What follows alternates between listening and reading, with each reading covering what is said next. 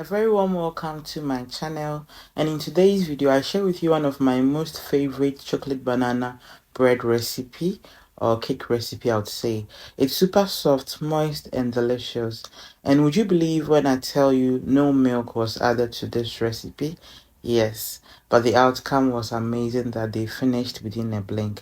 So do stick with me if you want to know how this was made. Thank you.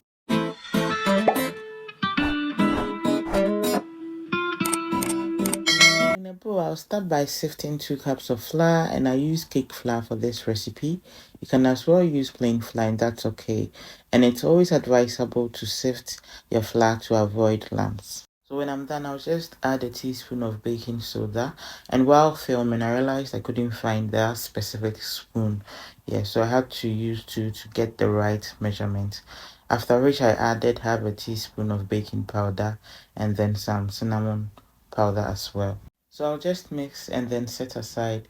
And in a different bowl, I added 2 bananas. And if the bananas you are using is quite small, I'll then advise that you use 3 instead of 2. So when I'm done, I'll just use a fork to mash it a bit. Because me say be free bebre. So when I was done, I just added some brown sugar and then some white sugar as well. And then I cracked some eggs and then proceeded and added some melted butter.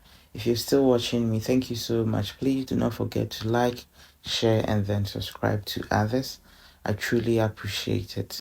So I'll then add some vanilla extract and then I'll mix everything properly. And after mixing, I'll just add one of my favorite chocolate spread, but you can as well use any chocolate spread that you prefer. And after mixing, I'll just add my dry ingredient. And then when it gets to this point, you need to make sure not to over mix it. And then while doing this, my oven is already preheated. And then I have also greased my pan with some butter and then some flour. Yeah, I know this is very simple, so anyone can just do it.